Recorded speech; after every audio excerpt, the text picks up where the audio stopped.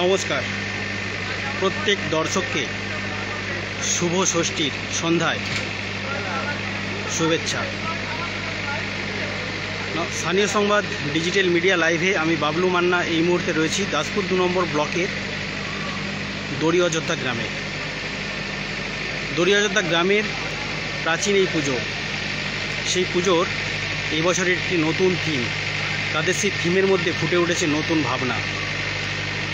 নারী নির্যাতন রুখতে এবং গর্ভেই কন্যা সন্তান অর্থাৎ কন্যা ভ্রূণ ধ্বংসের প্রতিবাদ জানিয়ে তারা কিন্তু নতুনভাবে একটি থিম সাজিয়ে ফুটিয়ে তুলেছেন। আর সেই থিমটি কি রয়েছে, এখানে কমিটির সমস্ত উদ্যোক্তারা রয়েছেন, ওনাদের কাছ থেকে আমি জানবো।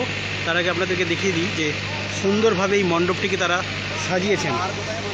মূলত নারী শক্তির জাগরণে তাদের এই বছরের 46তম বর্ষের নতুন ভাবনা। আসুন আমরা জেনে নিই কমিটির উদ্যোক্তারা কি জানাচ্ছেন আমাদের।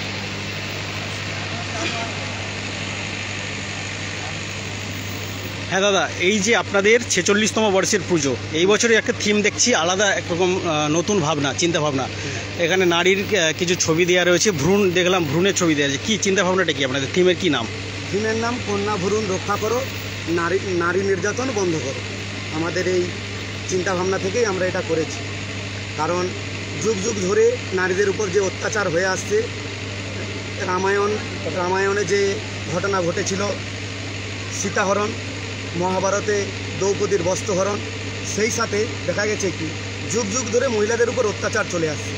তাই আমাদের এই বার্তা, এই থিমের বার্তা, কন্যা ভ্রূণকে রক্ষা করতে হবে আমার দিকে এবং নারী নির্যাতন বন্ধ করতে হবে, এটা আমাদের থিমের বার্তা। কততম বর্ষের আপনাদের এই পুজো? আমরা 46তম বর্ষে এসে আমরা পৌঁছে গিয়েছি।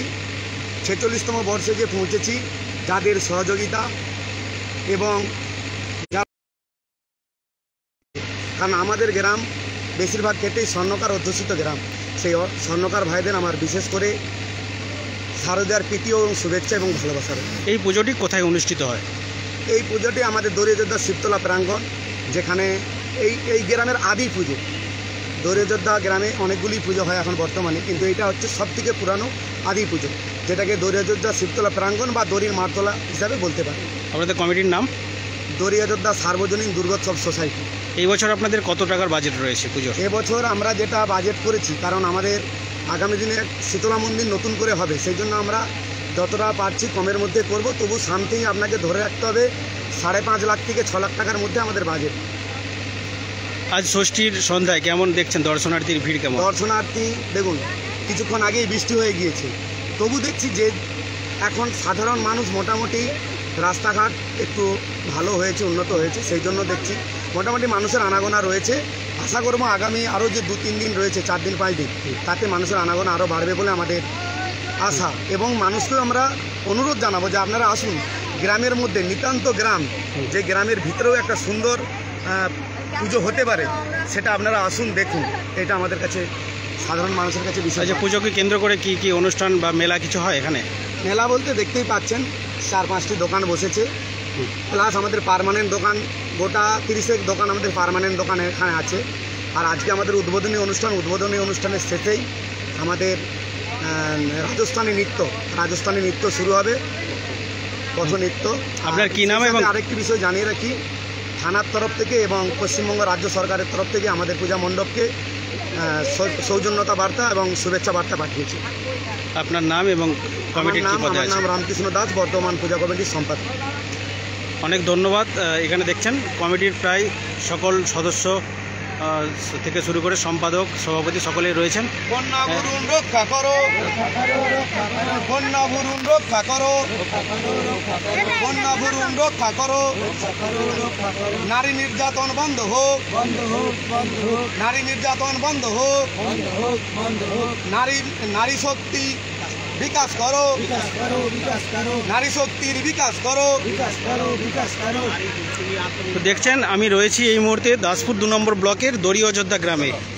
দড়ি অযোধ্যা সার্বজনীন দুর্গোৎসব পুজো কমিটির এই বছরের নতুন চিন্তাভাবনা, নারী শক্তির জাগরণে তাদের এই থিম ভাবনা। 46তম বর্ষে তাদের এই পুজো। আজ ষষ্ঠীর সন্ধ্যায় তাদের পুজোর শুভ উদ্বোধনের আগেই আমরা একটু দেখানোর চেষ্টা করছি মণ্ডপের চিত্র। এখানে দেখছেন নারী শক্তি জাগরণের জন্য তারা বিভিন্নভাবে কিন্তু এই মণ্ডপটিকে সাজিয়েছেন। মণ্ডপের বিভিন্ন অংশে বিভিন্ন চিত্র শিল্পী কলা নৈপুণ্য কিন্তু আমরা দেখতে পাচ্ছি। এরই পাশাপাশি দেখুন মায়ের যে মূর্তি, দেবী মূর্তিটি রয়েছে, একটি সাবেকি মূর্তি, সম্পূর্ণ মাটি দ্বারা তৈরি এবং খুব সুন্দর একটি দেবী প্রতিমা তারা কিন্তু এখানে এই পুজোতে ফুটিয়ে তুলেছেন। আজ ষষ্ঠীর সন্ধ্যায় ইতিমধ্যেই দর্শনার্থীর ভিড়, সামান্য ভিড় দেখা গিয়েছে। তবে আগামী কয়েকটি দিন তারা আশা রাখছেন যে এখানে যথেষ্ট দর্শনার্থীর ভিড় হবে। গ্রামের এইটি একমাত্র আদি পুজো এবং এখানে এই খোলামেলা পরিবেশেই পুজোটি অনুষ্ঠিত হয়। দরিয়াযোদ্ধা উচ্চ বিদ্যালয়ের মাঠেই অনুষ্ঠিত হয় এই পুজো।